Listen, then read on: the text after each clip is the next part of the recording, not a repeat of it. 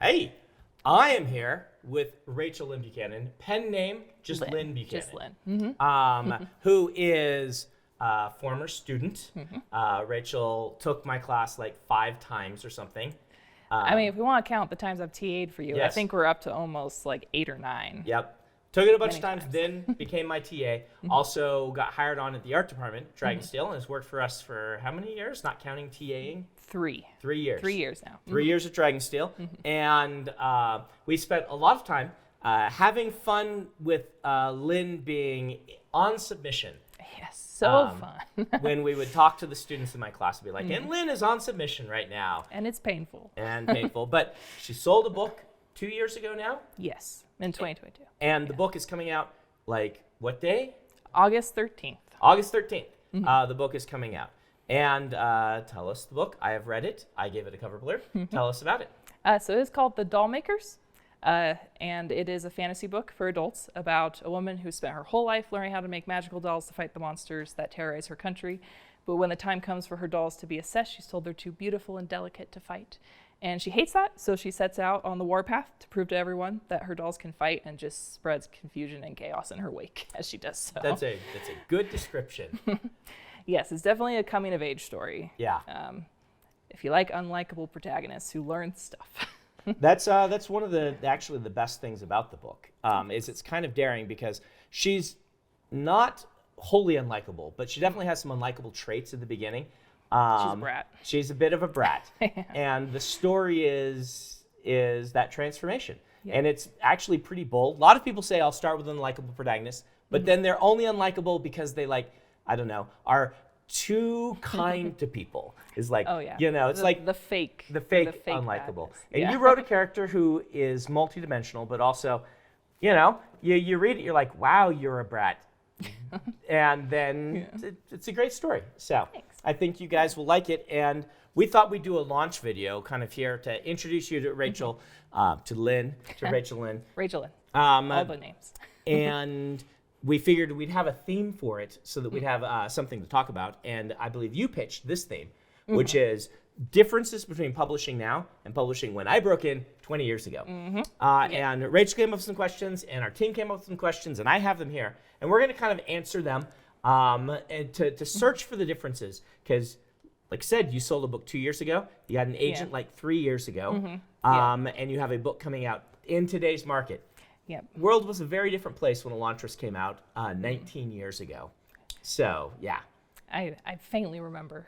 Yeah. How old are you? Oh, you don't have to tell us. I'm okay. I'm 27. 27. So- You faintly remember. I faintly remember 19 years ago. Yeah. So we're gonna compare old Fuddy to new. Fuddy. Yeah, new Fuddy to new authors. So, how long did it take to get your first book picked up and published? So when did you sell? So I sold in 2022 was when I got my book deal. Yeah. When But- did you get the offer? The offer, that was 2022. What month?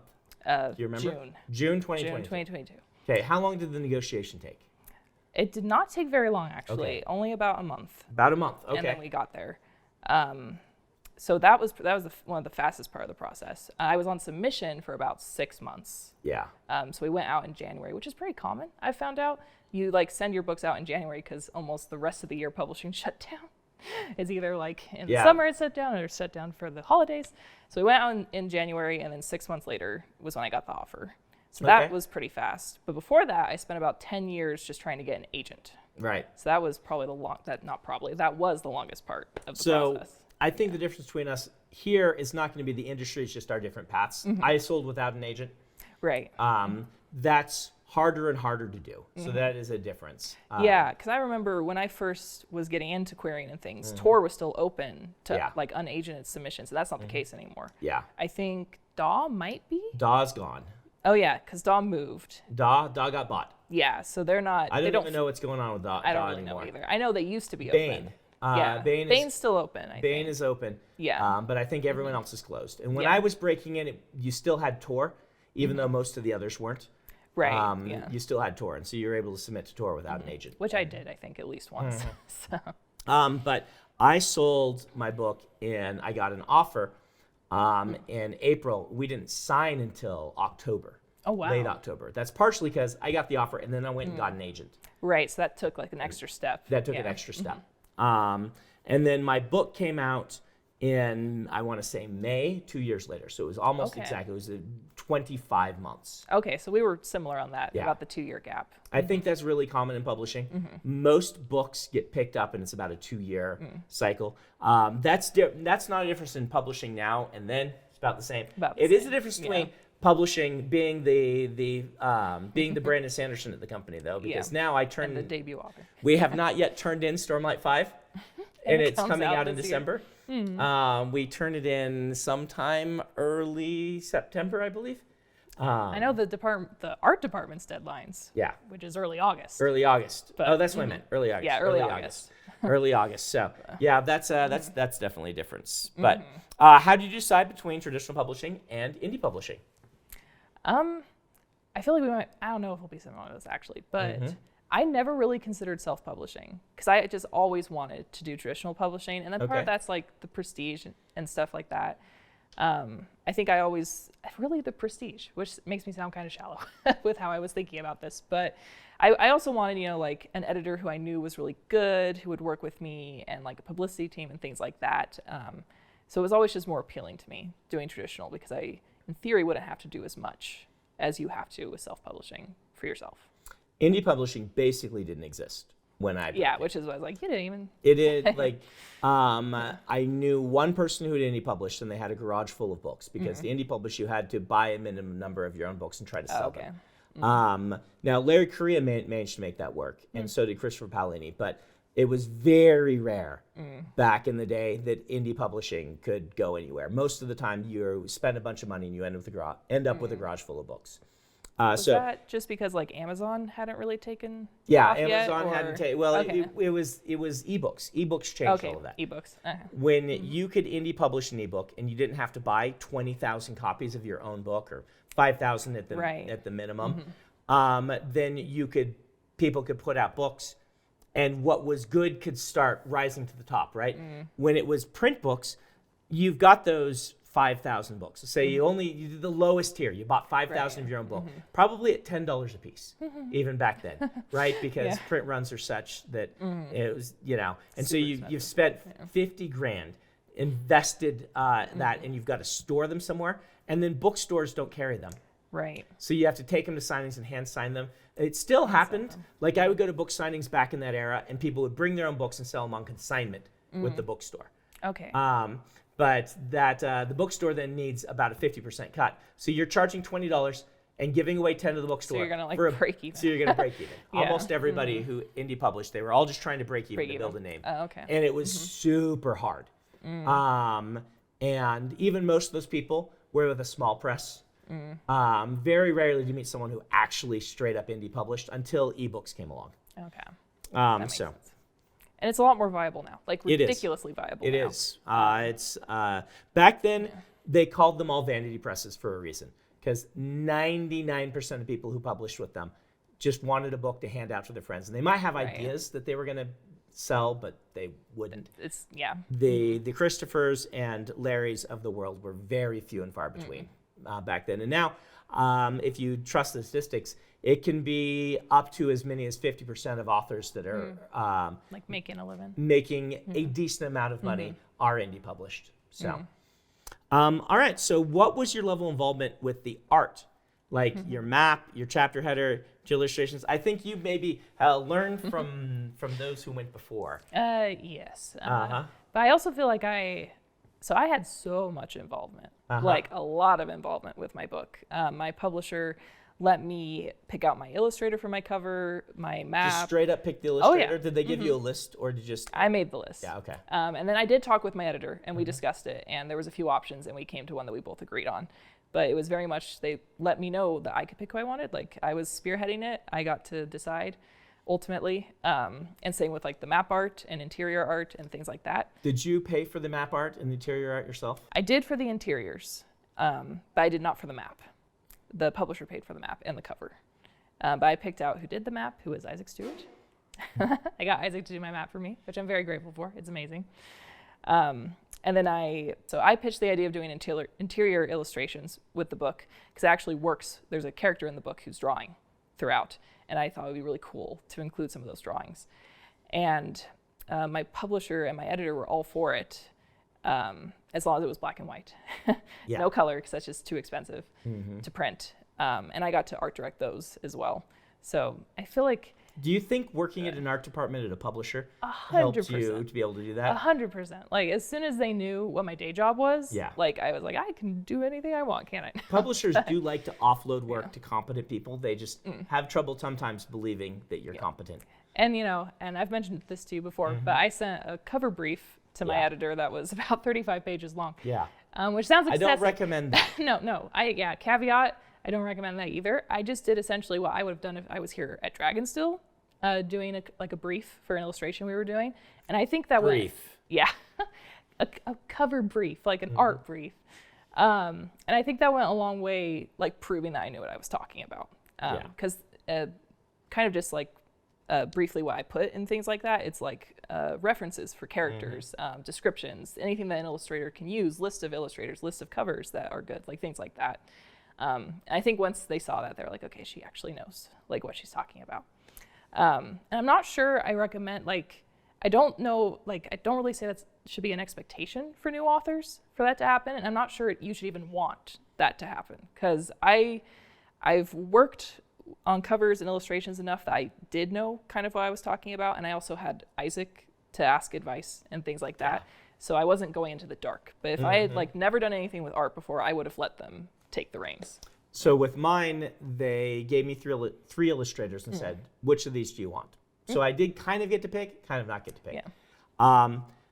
You've learned from my experience that getting interior art done is actually sometimes pretty hard with the publishers. There's just a lot going on and they don't do a lot of it. Yeah. And I just assumed it was standard. So I'm like, here's what I want for the chapter icons. And they're like, oh, okay. And, I'm like, how do we get a map? And they're like, do you know how to get a map? So I had to do a lot of that legwork. I wasn't expecting to. I was expecting them to do it all. But that was a learning experience. And after that, I just took it over and did it all. Generally, my experience, this is only with a couple of publishers. And also, I have a name to back it up. Right. But my experience has been that if it's interior, they'll let you do what you want, as long as it's black and white. Yeah. If it's exterior or like colored end pages, that's kind of becomes their purview, and you can offer feedback, but they get to decide. Yeah. And I'd say that's pretty accurate from what I've heard from other debut authors as well. So what were the trends when you were trying to break in? The current trends. The current trends. Romantasy, cozy, dark academia. Okay. Dragons. But that kind of dragons came in after I'd already sold my book. Yeah. So that was 2 years ago.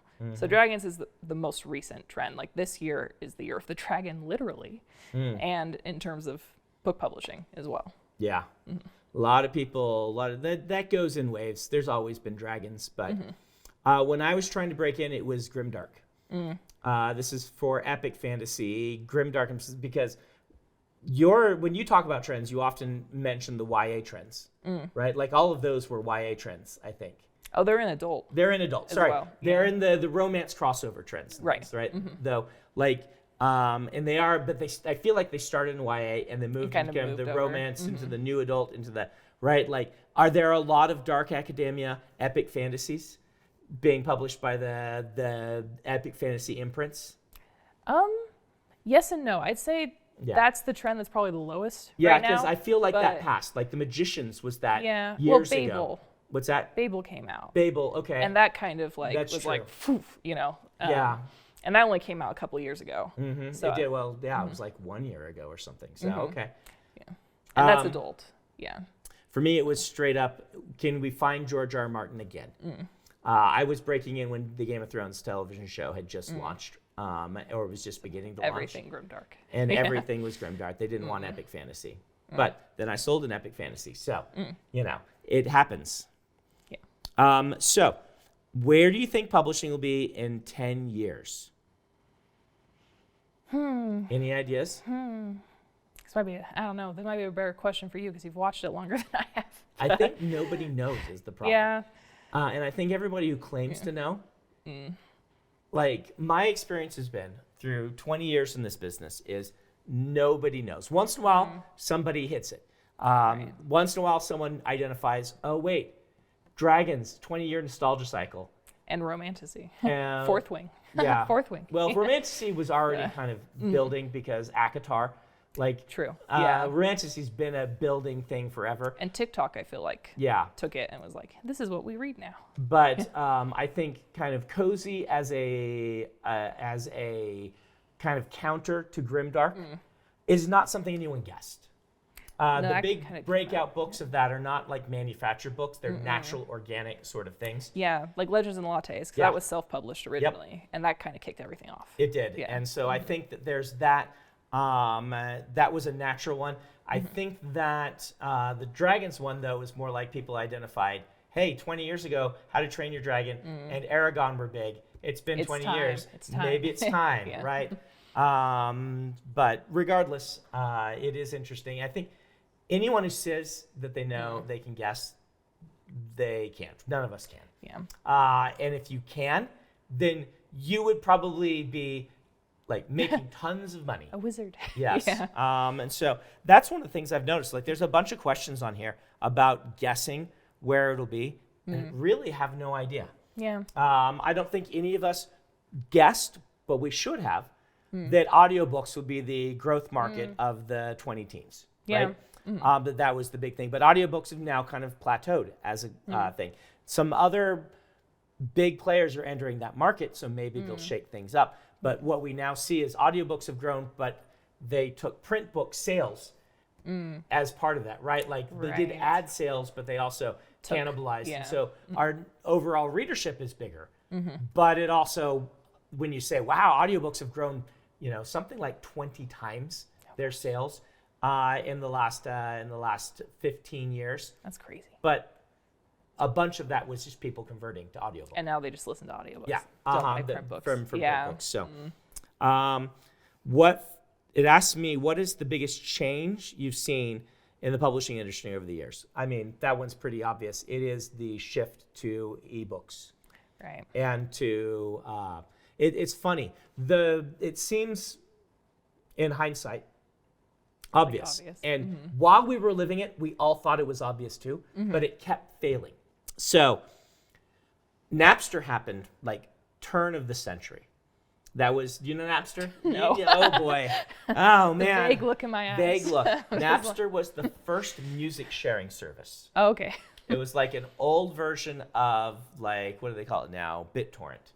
But it was like a BitTorrent client. Do you even know what a BitTorrent is? Okay. That's on you. Yeah. So it was a peer-to-peer file sharing network for music. And it was all copyright infringement, right? People put it on, and everybody who had Napster could just grab this, what we would call an app now. It was just a program, and it would download all, you'd be like, oh, pick all these songs. And that was like the first like big revolution in the music industry, and they quickly put the kibosh on that, sued Napster out of existence. And iTunes became the replacement, basically. And everybody who had Napster moved to iTunes and bought all their music. And then iTunes replacement eventually became the streaming services, where now, like, I'm sure iTunes has ones, but things like YouTube. Yeah, Spotify and YouTube and the services. So while this was all happening, print books were still dominant in books, and it was about 10 years with everyone saying, books are going to shift to ebooks, and then and it not happening. Like Stephen King, you people want to read way back when Stephen King tried to move to ebooks and sell them himself, and even he couldn't. It was a huge failure because there wasn't a platform, and it was when Kindle came along. Okay, I was about to say, was it Kindle? Yeah, it was Kindle. Like Kindle existing. Yeah, that's what made it. Okay, just it's the platform and the hardware. Changed. That was 2010. Really started like 2009. I do remember that because my parents got me a Kindle. Yeah. Like that year. I think 2010 was the big popular year. It launched a year or two earlier, but that's where the tipping point happened, and that's where indie authors really started. So I'd say the rise of the indie author and hybrid publishing is the story of like the time period that I live in. Is where do you lie in all of this with whatnot? And by one metric, I'm the most successful indie author of all time. And Technically so true. technically true. Technically true. I think there are others that actually. Oh, well, yeah, I was about Yeah. now that you say it, I'm sure there's some romance. Yeah, there's some. indie I authors. just Yeah. have the Yeah. Kickstarter thing, but I'm sure there's ones that have outsold me. And so by one small metric, but it's odd. I would never have believed that if you come to me in 2007 and be like, someday you're going to be. I'd be like, really? And honestly, I don't think you can even count me. I think like Christopher's the big, indie author example there. But even he went traditional once he started taking off. So. Yeah. So we're going to end with just a few questions for you about this whole process. What would you say is the most important thing to consider for authors who are trying to break in right now? So this is a piece of advice that you gave me, I think, and many other authors, honestly. It's a great piece of advice, and that is just to write what you want. Like, I feel like it's very easy with TikTok and Instagram and just all the social media to chase trends when you're seeing them being so popular. And you could. I feel like I always have to add that caveat. If you really like the trend that's going on, or you just want to write to that trend, you can.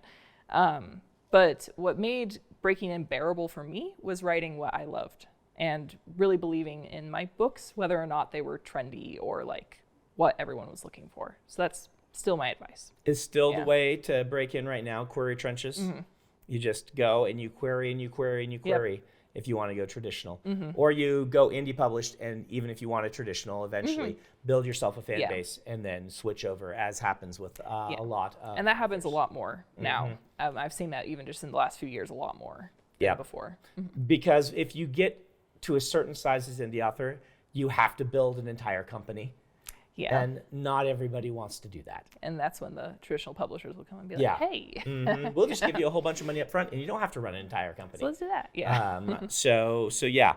What role does social media play in book publishing today? A huge role, huge role, especially TikTok. And I don't know, what do I have to say about that? I try to do social media as much as I can as a debut author, but I also don't kill myself over it. It is important, but I think it's also good to remember that writing is the most important for a new author. Like, you should be writing first, social media second. Let's say those listening have followed our advice and they are on a consistent writing schedule and are finishing books. Number 2, you say, is social media, or is number 3 research queries and how? Oh, but not breaking in yet. Yeah. Because I was thinking in the perspective of someone who already. No, let's say someone's watching, they want to break in right now. Oh, that's hard. I think I'd still say focusing on researching, querying, and things like that. So researching agents and querying agents and learning how to do that. And then social media. What about convention attendance, like conferences, sessions? I went to those as I was breaking in, and I actually met my agent in person at a conference. But I did that all in 2019, right before COVID. Okay. And I have been told from my friends who are still trying to break in that conferences are no longer as useful. So already the industry has changed dramatically. Yes. Just in the year. Yeah, just in the last 4 or 5 years or something. But yeah, so I've been told that conferences and conventions are not as useful as they used to be. And they are. Yeah. That's a continuing trend. When I broke in, they weren't essential, but they were close to essential if you wanted to break in. And now it's already to epic fantasy, and that was already gone by the 2010s. Basically, that changed as the publishers started becoming more corporate and less, old boys clubs where you went to conventions to have parties and meet your friends and make deals in the back. More queries and things like that. Yeah, and queries started to take over. I mean, this big shift started in the late 90s where editors stopped reading slush. And agents. And agents took over reading slush. And before that, a lot in science fiction fantasy, if you were selling in the 70s and 80s, you were often just going to the conventions, meeting the editors, handing them a manuscript. And either that or you're publishing a short story. And short fiction was a huge thing. And that started to change. And by the 90s, this still legacy of that was going on. But that was the first big change where the editors stopped reading slush. Slush being unsolicited submissions to publishers. And let's point out, I submitted a lot to Tor. I didn't sell through the slush. Mine was, I went to a convention, met an editor, and then it becomes a solicited submission. It's a different Right. kind of slush. It's different. And now that's all moved to you query agents who read all the slush, Yep. who then bring the cream of the crop to the publishers, Yeah. which does mean that there's another gatekeeper between you and the publishers, which is really frustrating for those who like indie books, who like indie publishing. I mean, because now instead of Right. one gatekeeper, there's two. You got to convince an agent, and they have to convince an editor. Yeah. But if you get an agent, your chances of publishing are pretty good. So yeah, that definitely is a change. So, all right, last advice, other than go buy Rachel's book, The Dollmaker. It's The Dollmaker, not The Dollmakers. Makers. It's makers. Plural. Okay, plural. So go buy The Dollmakers by Lynn Buchanan. Don't look for Rachel. No, look for Lynn. Lynn Look for Buchanan. Lynn. Last parting words. Just any advice I have? Yeah. Or? Any advice I have? For writers? Yeah, publishing is scary. How about that? Publishing is scary. You've said that to me before. I have. Yeah, publishing. How do you weather is publishing scary. being scary? Let's end there.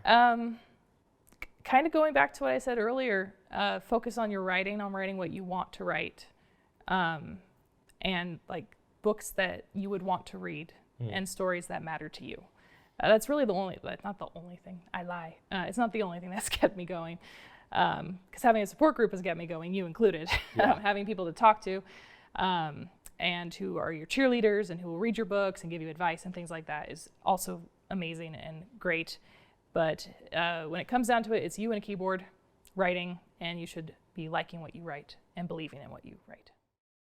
Thanks for watching the video. If you're interested in the Dollmakers, it's now officially out, and we have a link to that in the description of this video if you want to check it out.